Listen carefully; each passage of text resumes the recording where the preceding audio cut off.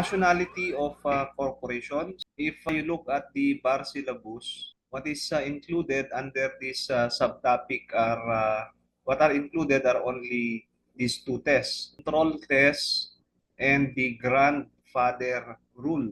But to better understand this, we need to discuss also the other tests and situate these tests within the context of the nationalization laws. Now, briefly, the nationality of a corporation is determined first and foremost by the place of incorporation, meaning you just look at the location or the country where a corporation was incorporated.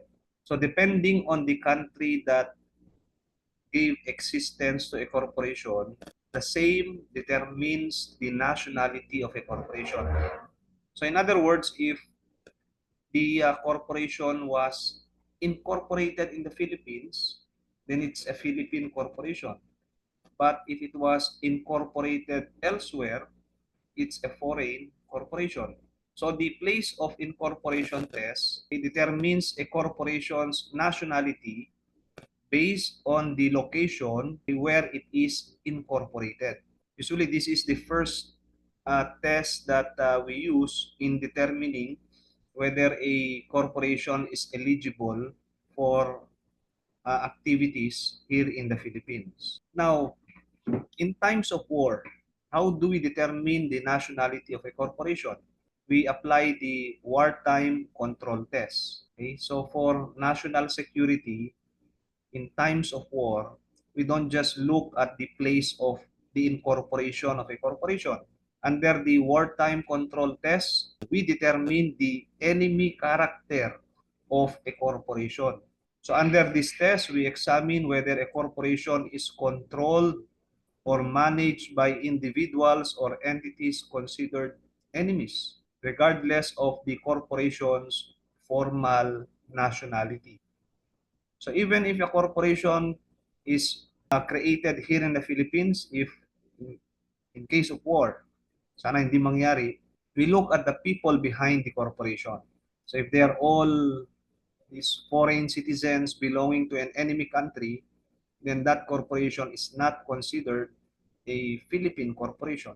Now, for purposes of complying with nationalization laws, there are certain industries or sa Constitution, strategic industries which are reserved only to Filipinos. So may mga corporations that are nationalized or partly nationalized.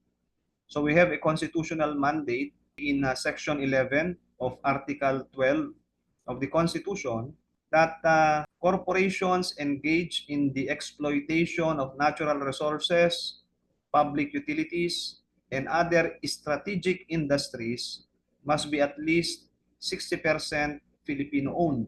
So there must be a split between Filipino and foreign equity. Or rather, there is a minimum or a maximum limit for foreign equity in these industries. So foreign equity, for example, in these corporations cannot exceed 40%. Now, with this constitutional mandate, we have to determine whether a corporation is eligible to operate as such, to operate as a corporation in this specific or strategic industries. So dapat compliant tong mga corporation doon sa nationalization laws natin if they are engaged in these strategic industries. How do we determine whether a corporation is compliant to this nationalization requirement? We have two tests, control test and the grandfather rule. So take note, we do not always use the control test and the grandfather rule. These tests only apply when there is a need for a corporation to comply with the nationalization laws. So pag may nakita na kayong corporation engaged in exploitation of natural resources, applicable na tong control test and or grandfather rule. Now, the primary test used to determine compliance by corporations to nationalization laws is the control test. The control test is the primary method used to determine the nationality of a corporation under the Philippine law. It assesses whether at least 60% of the corporation's capital stock is owned by Filipino citizens as required by the Constitution. This test focuses on the voting power and control power over the corporation's decision-making process. Of course, we have laws also. Aside from the Constitution and the revised Corporation Code, you also have the Philippine Competition Act, which creates a presumption that control is presumed when a parent company owns more than 50% of the voting power of a subsidiary corporation. In Nara Nickel Mining and Development Corporation versus Redmond Consolidated Mines Corporation 2014, Supreme Court clarified that the control test is the prevailing method for determining corporate nationality. However, the grandfather rule may supplement the control test when there is doubt about compliance with the 60% Filipino equity requirement. Now, what can we get from this NARA case? So, pag issue na about compliance with the nationalization laws, ang unang gagamitin muna is the control test. Meaning, the test determining not just ownership, but also voting and control over a corporation's decision-making. It's only when there is doubt after using the control test that you apply the grandfather rule. The grandfather rule is usually applied when there is what we call corporate layering, which we will explain afterwards. Tignan muna natin tong control test by way of an example. A corporation, ABC Mining Corporation, applies for a mutual production sharing agreement to engage in mining activities in the Philippines. So, kaagad magre-raise na yan ng issue ng nationalization laws in consonance with the Constitution because this is a strategic industry. The Constitution requires that at least 60% of the corporation's capital stock be owned by Filipino citizens. So, i-apply na natin yung control test. First step, tignan nyo muna yung ownership. Ownership analysis. This is the first step. ABC Mining Corporation has 1 million shares of capital stock. And then the split in the shares is 60% or 600,000 is Filipino-owned. And the 40% is foreign-owned. Now, that's just the first step. Maliban sa ownership, tignan rin natin yung voting power ng mga shares na to. So we have to determine if the Filipino shareholders have control over the corporation's decision-making. And control is seen when their shares allow them to elect board of directors and allow them also to vote on corporate matters. So if these 600 shares owned by Filipinos have voting power, then there is compliance with the control test. E paano naman kung 600 shares owned by Filipinos? 600,000 shares owned by the Filipinos. But out of the 600,000 shares, or 60%, lang ang may voting power. Will there be compliance with the nationalization laws applying the control test? The answer is no. Okay. Ilang ownership ang nire-require ng control test, but also voting power. How about the beneficial ownership test? Under the beneficial ownership test, hindi lang din yung voting power ang tinitignan. Aside from ownership and voting rights, under the beneficial ownership test, you also look at the economic interest in the corporation of a stockholder. This ensures that Filipinos retain actual control as well as benefit from the corporation's operations. Now, foreign investments. The nationalization rules on foreign investments in the Philippines, they are governed by the Revised Corporation Code and RA number 11232. The Revised Corporation Code and Foreign Investments Act.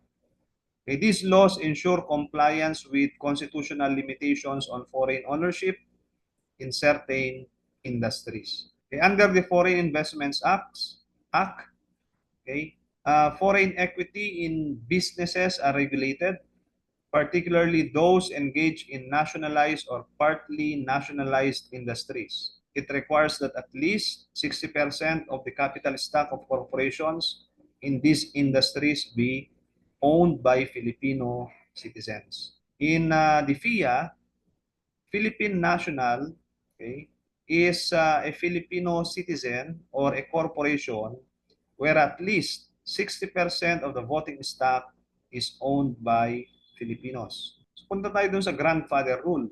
Ano ba to? Anong pagkakaiba ng grandfather rule dito sa control test na to? The grandfather rule, okay, is applicable in situations where there is a need to comply with the nationalization requirement for corporations. But this is specifically applicable when there is corporate layering. Supplemental to sa control test. So if even applying the control test, you are still unsure whether the corporation is compliant with the nationalization laws, you need to apply the grandfather rule. And usually, you become unsure of the answer if there is corporate layering. Tingnan natin yung ibig sabihin ng corporate layering by way of example. We have again ABC Mining Corporation, engaged in mining operations, a nationalized activity under the Constitution. ABC Mining Corporation claims to have 60% Filipino ownership and 40% foreign ownership. However, 50% of the shares in ABC Mining Corporation are held by another corporation, XYZ Holdings Corporation, which is partly foreign-owned. So from the facts, you can see that there is corporate layering because one of the stockholders, which is a major stockholder, is also a corporation. So you have a corporation with a stockholder which is also a corporation.